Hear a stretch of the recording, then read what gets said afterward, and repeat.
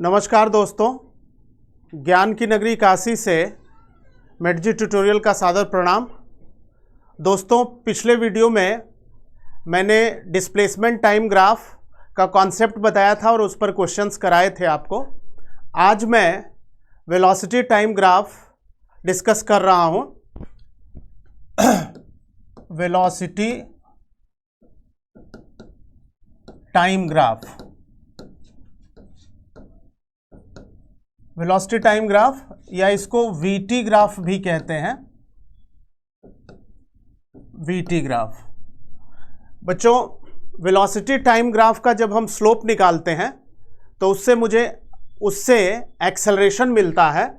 यानी अगर velocity time graph का हम स्लोप निकालेंगे तो उससे एक्सेलरेशन मिलेगा। स्मॉल ए से रिप्रेजेंट करते हैं इसको। जैसा कि मैंने पिछले वीडियो में डिस्प्लेसमेंट टाइम ग्राफ में ये बताया था कि अगर डिस्प्लेसमेंट टाइम ग्राफ का स्लोप निकालेंगे तो वेलोसिटी मिलेगी, तो उसी तरह से वेलोसिटी टाइम ग्राफ का अगर स्लोप निकालेंगे तो उससे एक्सेलरेशन मिलेगा।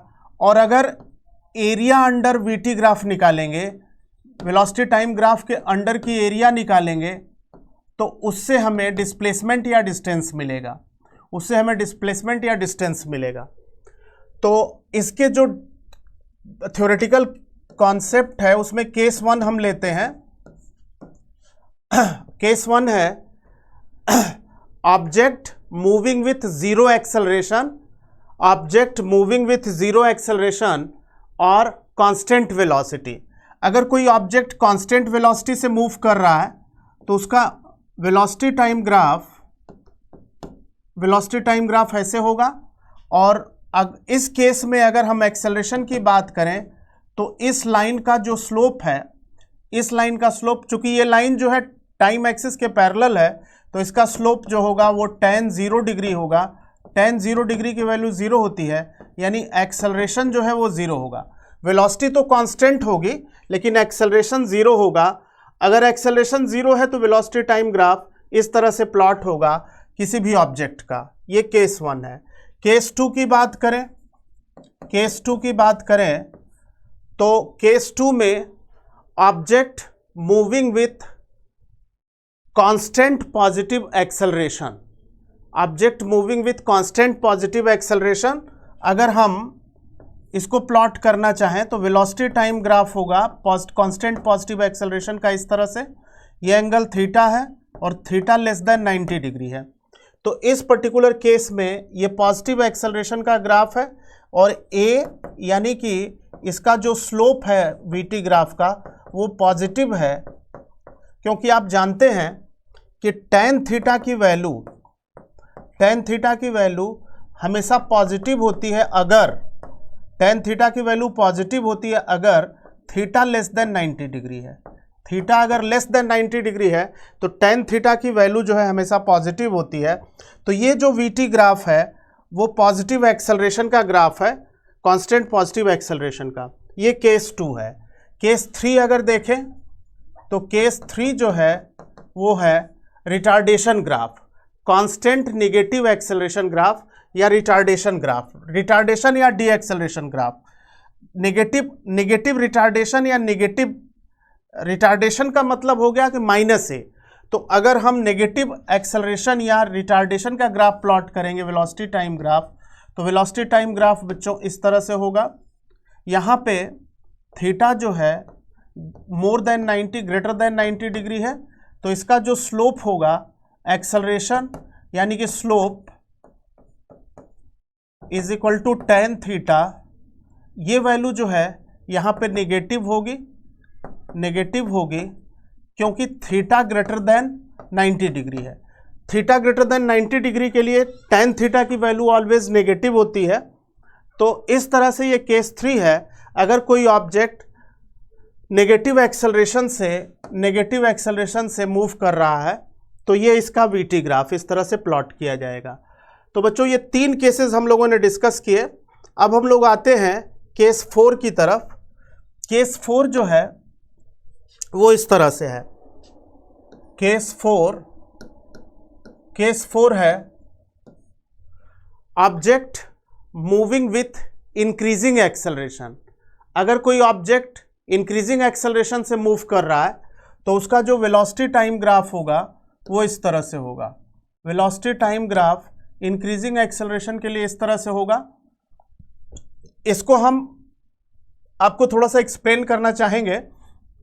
तो अगर ये ग्राफ इंक्रीजिंग एक्सेलरेशन का है, एक्सेलरेशन जो है इंक्रीजिंग है, यानी कि अगर ये इंक्रीजिंग एक्सेलरेशन का वेलोसिटी टाइम ग्राफ है, तो पॉइंट ए पर या पॉइंट बी पर, अगर ए पर टेंजेंट खींचेंगे तो ये एंगल θ1, बी पर खींचेंगे टेंजेंट तो ये एंगल θ2।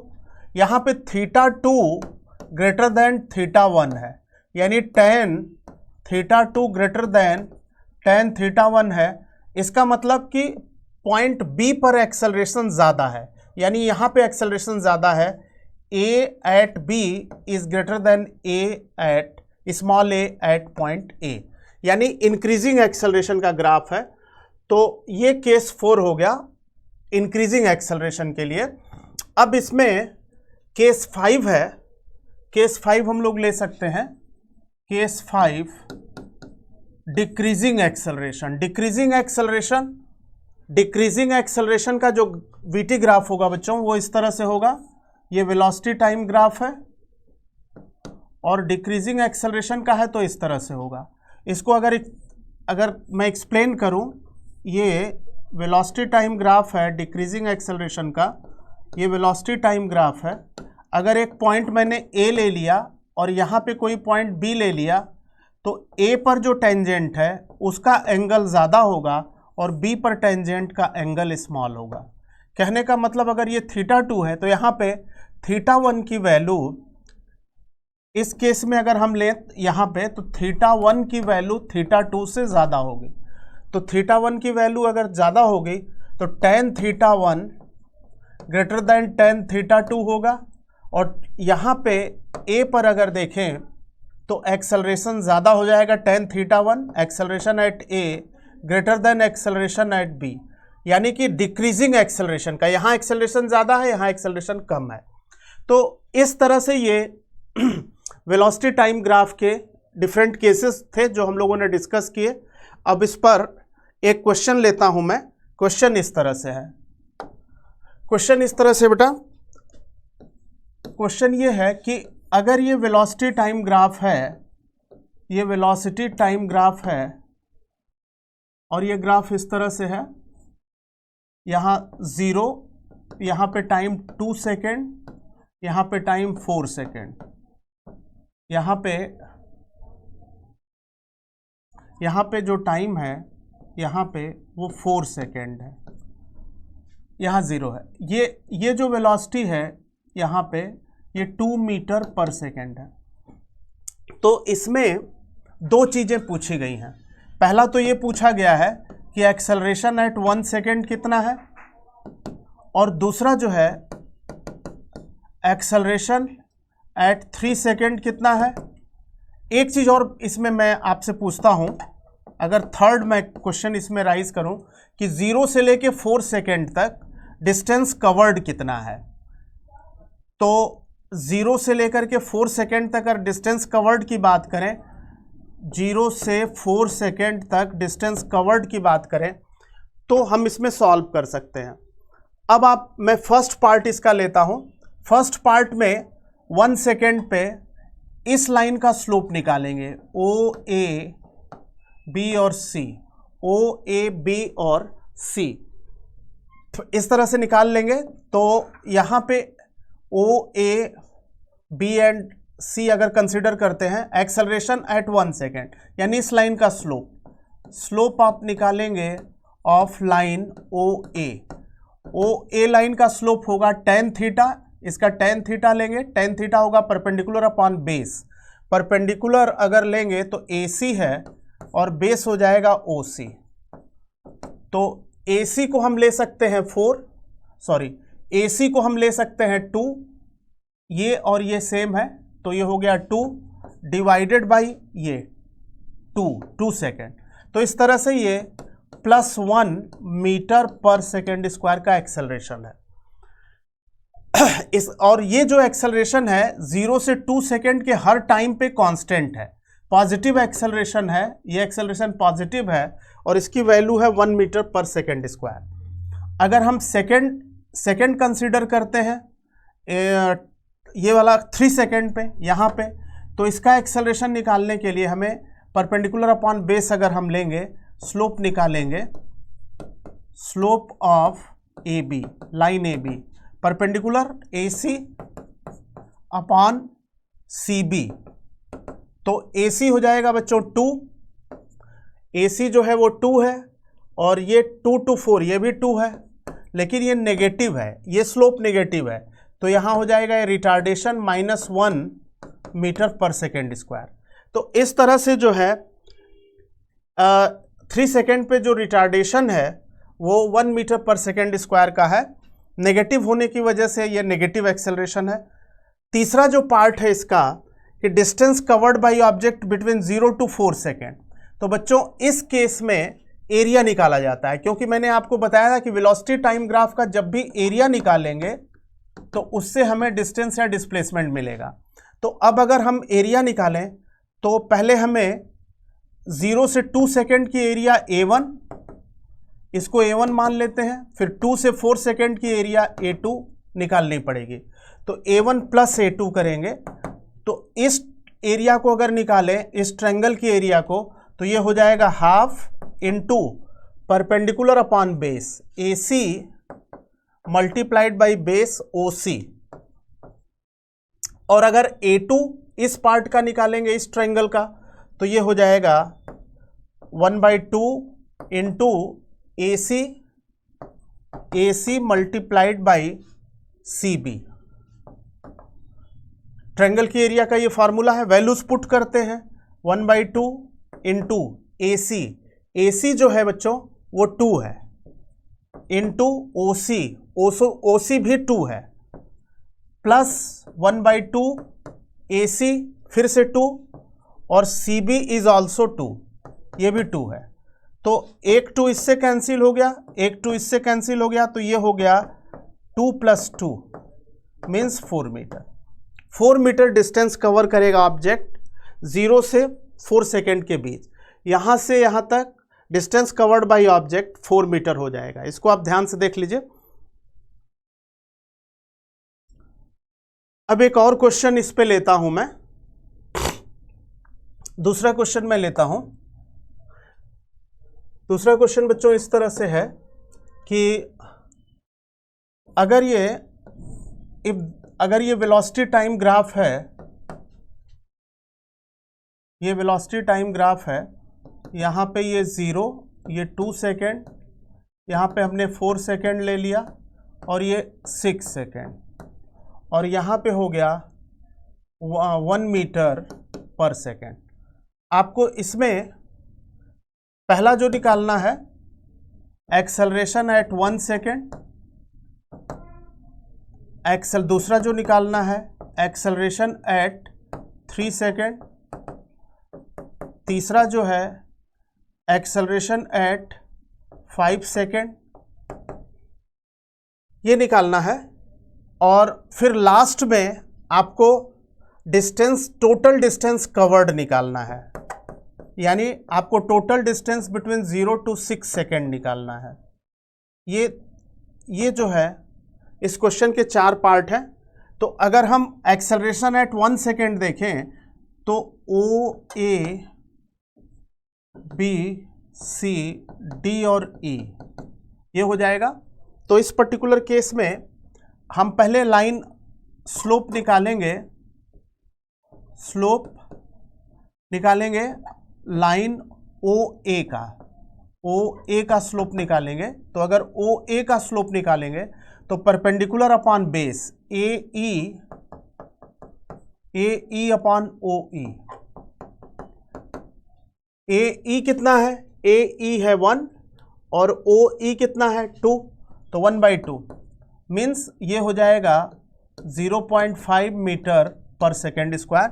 ये पॉजिटिव एक्सेलरेशन है, ये एक्सेलरेशन पॉजिटिव है 0.5 मीटर पर सेकेंड स्क्वायर। अगर हम 3 सेकेंड पे देखें, यानी यहाँ पे देखें, तो यहाँ पे देखेंगे तो ये कांस्टेंट वेलोसिटी का ग्राफ है, मैंने आपको अभी प्लॉट करके बताया था। ये वीटी ग्राफ जो है कांस्टेंट वेलोसिटी का है। कांस्टेंट वेलोसिटी का मतलब एक्सेलरेशन 0 है 2 से लेकर के 4 सेकेंड तक। तो यहाँ पे स्लोप tan 0 लिया जाएगा। tan 0 का मतलब 0, यानी एक्सेलरेशन जो है इस टाइम इंटरवल में 0 है। अब इसके बाद हम अगर 4 to 6 देखें तो इस लाइन का स्लोप लेंगे तो ये परपेंडिकुलर अपॉन बेस हो जाएगा। परपेंडिकुलर हो जाएगा BD अपॉन बेस हो जाएगा DC। तो इस तरह से ये आ जाएगा, BD हो गया 1 और DC हो जाएगा 2, यानी 0.5 मीटर पर सेकेंड स्क्वायर। ये लेकिन ये नेगेटिव होगा। नेगेटिव क्यों? क्योंकि ये नेगेटिव एक्सेलरेशन का ग्राफ है। मैंने आपको बताया था नेगेटिव एक्सेलरेशन का ग्राफ, वीटी ग्राफ ऐसे बनता है। अब बच्चों इसके बाद हमें total distance travelled in this time निकालना है। तो हमें total area A1 plus A2 plus A3। अगर आपको केवल डिस्टेंस पूछे 0 to 2 सेकेंड तो आप केवल A1 एरिया निकाल लोगे, डिस्टेंस आ जाएगा। लेकिन यहाँ पे 0 to 6 सेकेंड आपको डिस्टेंस निकालनी है तो A1 plus A2 plus A3 कर देंगे। A1 plus A2 plus A3। A1 कितना है? A1 यानी इसकी एरिया, इस ट्रायंगल की एरिया आप निकाल लीजिए। हाफ परपेंडिकुलर, परपेंडिकुलर है 1, परपेंडिकुलर है 1 और बेस है 2, तो ये हो जाएगा 1 into 2। इसके बाद आप A2 यानी इसकी एरिया निकालोगे रेक्टेंगल की, तो इसका ये 1 है, दिस इज 1 और ये 2 है, तो ये हो जाएगा 1 into 2। और लास्ट में फिर इसका जब निकालेंगे A3 तो ये हो जाएगा हाफ परपेंडिकुलर इंटू बेस, यानी 1 into 2, 1 into 2। तो इस तरह से ये 2 और 2 कैंसिल हो गया, 2 और 2 कैंसिल हो गया, तो ये आ गया, यहाँ पे आ गया 1, यहाँ पे आ गया 2 प्लस यहाँ पे आ गया 1। तो इस तरह से ये 4 meter distance travelled by object in this time interval. इस टाइम इंटरवल में जो है इस तरह से ये 4 मीटर डिस्टेंस कवर करेगा। अब इसके बाद इसमें जो दूसरे तरह का क्वेश्चन आता है उसको हम लोग लेते हैं। जैसे क्वेश्चन इस तरह से आता है बच्चों कि एक वेलोसिटी टाइम ग्राफ है। जैसे मान लीजिए ये एक वेलोसिटी टाइम ग्राफ है, वेलोसिटी टाइम ग्राफ है इस तरह से। कहता है इससे डिस्प्लेसमेंट टाइम ग्राफ प्लॉट करिए। ये 2 सेकेंड, 4 सेकेंड और यहाँ पे 2 मीटर पर सेकेंड है। अगर ये कहता है कि इसका डिस्प्लेसमेंट टाइम ग्राफ प्लॉट करिए, तो इस केस में क्या होगा बच्चों कि आप पहले एरिया A1 निकाल लोगे, फिर A2 निकाल लोगे। तो एरिया आप 0 to 2 सेकेंड अगर निकाल रहे हो एरिया A1, तो ये हो जाएगा half perpendicular into base, half perpendicular. Perpendicular का मतलब ये हो गया 2 मल्टीप्लाइड बाई ये भी 2 है, तो ये आ जाएगा 2 मीटर।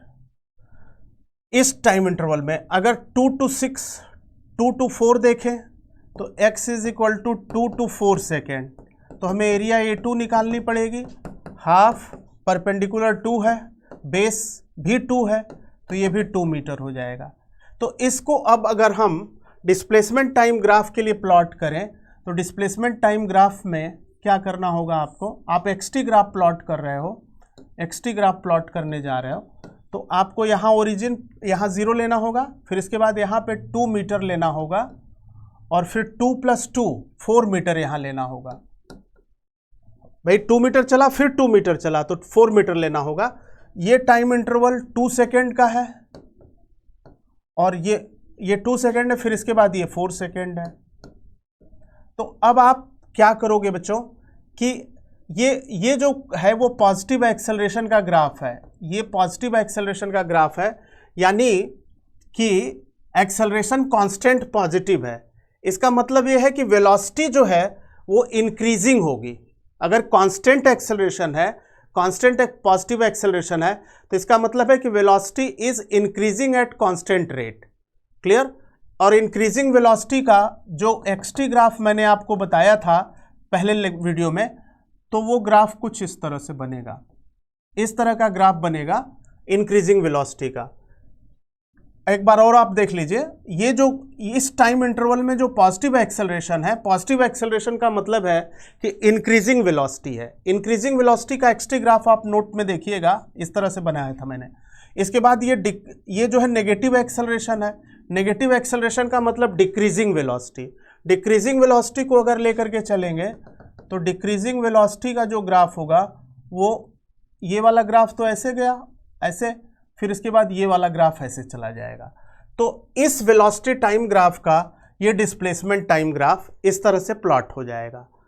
तो बच्चों ये जो है वेलोसिटी टाइम ग्राफ हम लोगों ने डिस्कस किया। इसके बाद हम लोग eighty graph, acceleration time graph discuss करेंगे, और फिर इसके बाद हम लोग इंटर कन्वर्जन, वीटी ग्राफ से एटी ग्राफ कैसे बनाते हैं, और इस तरह के कन्वर्जन जो है नेक्स्ट वीडियो में हम लोग डिस्कस करेंगे। थैंक यू बच्चों।